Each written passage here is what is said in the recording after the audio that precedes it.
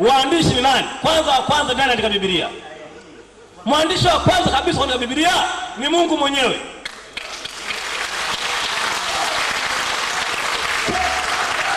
Ni Mungu mwenyewe. Wapi kaandika Mungu mwenyewe? Msomaji nipo. Naenda kitabu cha Kutoka sura ya 32 aya ya 15. 31:18 Kutoka. 32:15 Kutoka. 32:15 Kutoka. Naam. Haya nitasoma katika jina la Yesu. Ubarikiwe. Basi Musa akageuka akashuka katika mlima Sinai. Ndio. Na zile mbao mbili za mawe mikononi mwake. Ndio. Mbao zilizoandikwa pande zote mbili. Ndio. Upande huu na upande huu ziliandikwa. Ndio. Na zile mbao zilikuwa kazi ya Mungu. Ndio. Nayo maandiko yalikuwa maandiko ya Mungu. Haleluya. Yaliyochorwa katika zile mbao. Nayo maandiko yalikuwa ni maandiko nani? Ya Mungu. Lakini hawezi kuandika, hana mikono.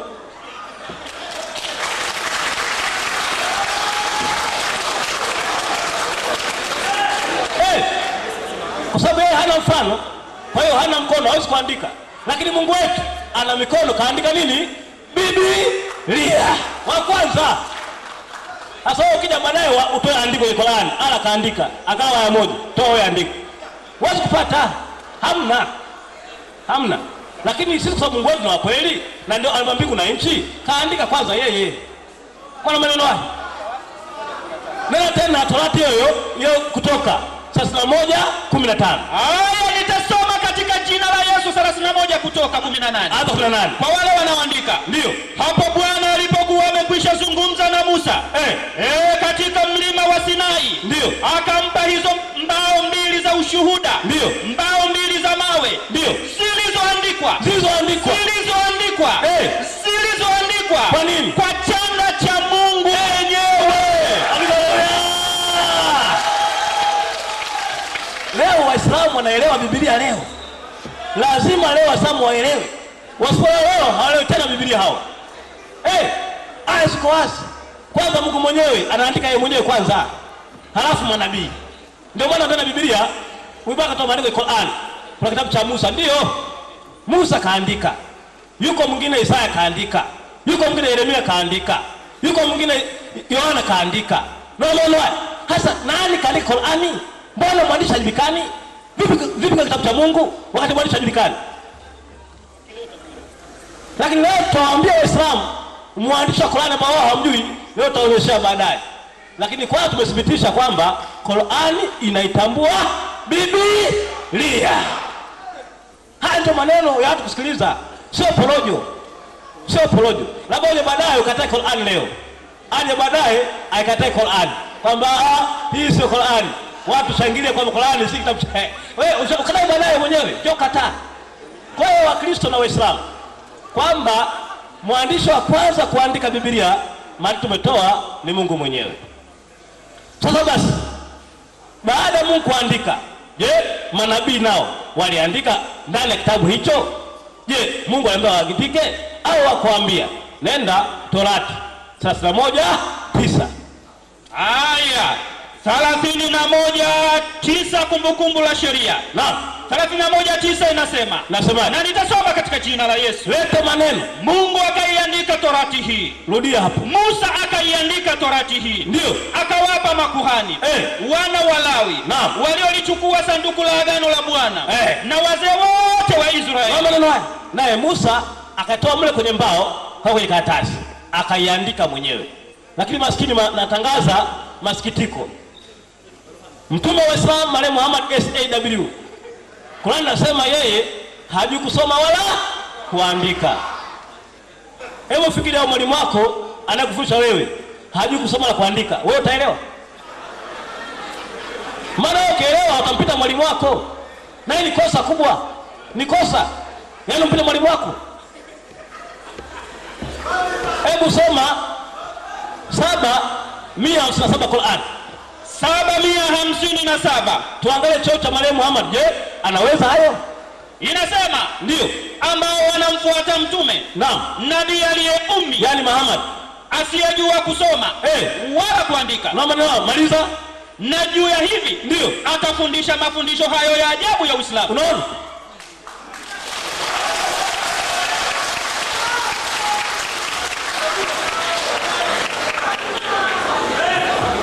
Waislamu vipi? Mtume wenu marehemu Muhammad, Qur'an anasema sifa yake au CV yake hajui kusoma wala kuandika jina lake, hajui. Hebu ngoja kwanza mwalimu. Ngoja kwanza. Tumia lugha. Hebu ngojeni kwanza. Kwa lugha laini ili Waislamu pate kuelewa hiyo lugha laini. Sababu mtu amekufa haja hajafa ni tatizo. Ni hivi. Muhammad anasema, Qur'an anasema Muhammad nabii aliyeumi hajui kusoma wala kuandika. Qur'an anasema anajua hivi kwa sababu hajui kusoma na kuandika atafundisha mafundisho ya ajabu ya Uislamu. Ndio, lazima iwe hivyo. Kwa sababu gani? Hana elimu ya kujua kusoma, lazima iwe hivyo. Na ushauri wa bure, Waislamu wanatakiwa wasome ili wawe sawa na mtume wao. Kwa Qur'an nasema sura 3 aya 21 kwamba Waislamu gezao chema wa kumfuata ni Muhammad. Kama wao kusoma na kuandika na wao wasome ili wasipite Muhammad. Huu ni ushauri wa bure. Hasa tumeona Biblia inasema Musa akaandika Torati. Naam. Kwa hiyo kama tumedanganywa, basi sikia mwisho, sikia hukumu, tutamuita Musa. Musa vipi Paulo aliandika haya? Musa sema hapana, Mungu anambia niandike, nikaandika. Kwa hiyo Mungu na Musa wao watutia sisi. Hasa hawa wenye Qur'an ambaye ni shati baka au ng'ombe au ankabuti yani buibui. Je, sikia mwisho kifika, utamuuliza buibui anakujibu buibui kweli? Waislamu buibui haonga buibui. Kwa hiyo kimsingi ni kwamba tumesema hivi. Kwa nini sasa ili Qur'an ni kitabu cha Mungu, kwa nini waandishi wamejificha? Kwa nini?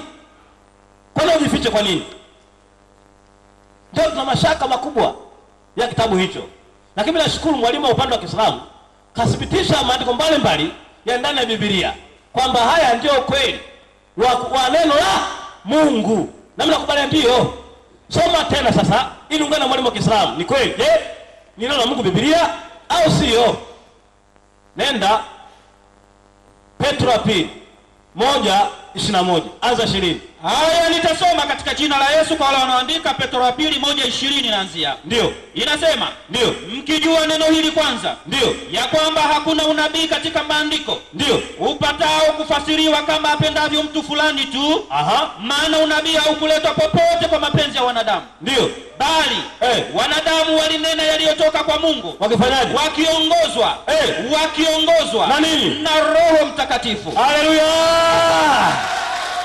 Haya ndio maneno ya watu kusikiliza. Wale mitume na manabii ndani ya Biblia hawakuandika kwa akili zao. Biblia inasema waliandika wakiongozwa na Roho Mtakatifu. Ndio. Lakini Qur'ani haina maskini ya Mungu. Haina Roho Mtakatifu. Haina. Sasa Waislamu ni kwamba tunawaeleza ukweli wa kitabu cha Mungu cha kweli ambacho Qur'ani imesema ni Biblia. Iko wazi. Hicho ndicho kitabu cha Mungu wa kweli. Haya ndio maneno watu kusikiliza. Sasa tuangalie. Hebu hapo mwanzo hapo. Nifungulie hapo mwanzo kabisa hapo. Je, kwa Biblia maandiko haya ni ya nani? Maandiko haya na kitabu hiki ni cha nani? Kitabu cha kwanza cha Musa kiitwacho Mwanzo. Hapo mwanzo kabisa tanguliza. Karibu malizie dakika zako 10, umeongeza moja kujiweka sawa ili umalizie muda wako vizuri. Karibu. Naam wa Kristo, haleluya. Naam. Mimi nafikiri kama mwanzo niliwaeleza kwamba mada imekwisha, kwa maana mashaka ya Uislamu imeondoka baada ala mwenyewe kutangaza anaitambua Biblia. Nikasema mada imekwisha hapo. Lakini kwa sababu langu ninao haki yangu kimsingi niendelee na yale ambayo mwalimu wa Uislamu ameyaeleza. Sheikh Liko na Ustazi Ngubege tunaomba mpite huko. Naona Sheikh Liko kishafika na yeye. Kwa hiyo tafadhali Sheikh, tunaomba upite huko. Huyu mzee wetu mhadhiri mkongwe. Kwa hiyo tafadhali pita huko. Endelea.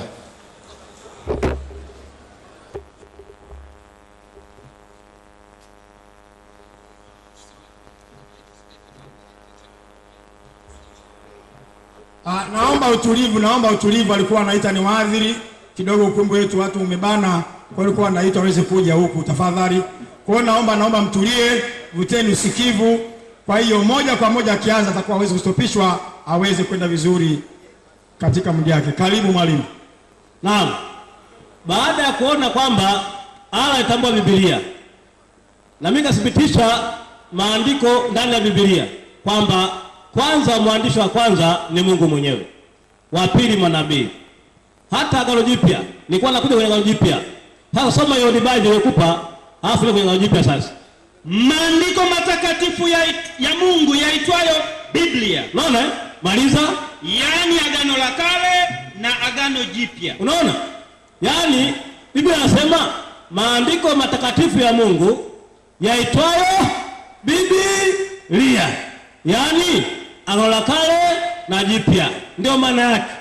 Ni maandiko ya Mungu matakatifu yaitwayo Biblia. Tuangalie na Agano Jipya. Akina nani wameandika Agano Jipya? Nenda Mathayo 23:34. Mathayo mtakatifu 23:34. Alafu kwenye Qur'an tuangalie kuna nini huko. 23:34 Mathayo mtakatifu. Inasemaje? Kwa sababu hiyo, angalieni. Ndio. Mimi natuma kwenu manabii na wenye hekima na waandishi. Unaona? Yesu anasema kwa sababu hiyo angalieni. Mimi natuma kwenu manabii na wenye hekima na waandishi. Kwa hiyo waandishi wale wa Jipya kawatuma Yesu mwenyewe. Ndio hapo kuna Mathayo. Na kuna Yohana, kuna Luka na wengineo. Ndio waandika maandiko matakatifu ya Agano Jipya. Sasa tuangalie Qur'an. Hii Biblia imeshaeleweka kwa Waislamu kwamba ni kitabu cha Mungu. Tuangalie kwa njia nayo inasemaje. Lazima twende huko. Japo Waislamu wameomba tuongee lugha laini, sio ile ngumu ngumu ile. Itaumiza Waislamu. Sasa twende. Hebu nenda tuangalie waandishi wa Qur'an. Waandishi wa Qur'an. Je, wana sifa ya kuandika vitabu hivyo ama hawana sifa? Nenda kitabu cha Maisha Muhammad ukurasa 8. Chini pale. Some kwa waandishi wa Qur'an, waandishi wa Qur'an. Ukurasa wa 8, kitabu cha Maisha ya Muhammad. Inasema, ndio, habari ya kusoma haijakuwa katika Hijazi. Ndio. Kwa hivyo mtume aliondokea kama Makureishi wengine. Ndio. Bila ya kujua kuandika wala kusoma kilichoandikwa. Ndio. Hajakuwako Kureishi yoyote aliyekuwa akijua kuandika wala kusoma wakati huo. Ndio.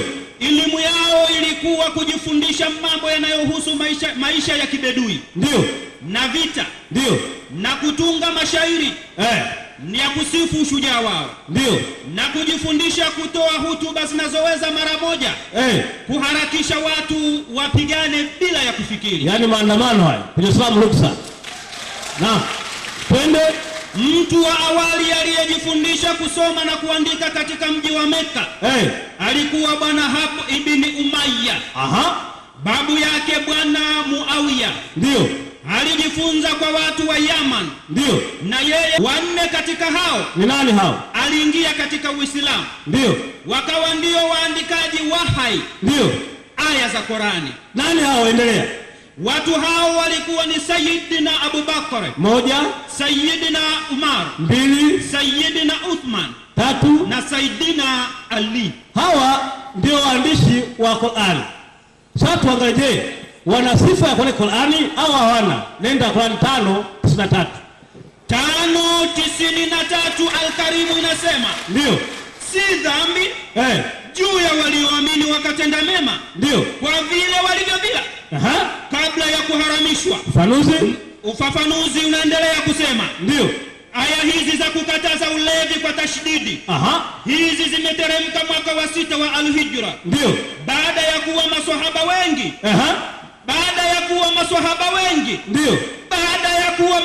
wengi ndio wamekufa katika hali ya kuwa wakilewa. Walikuwa chapombe. Yaani wale masahaba walikuwa chapombe, wamekufa hali ya kilewa.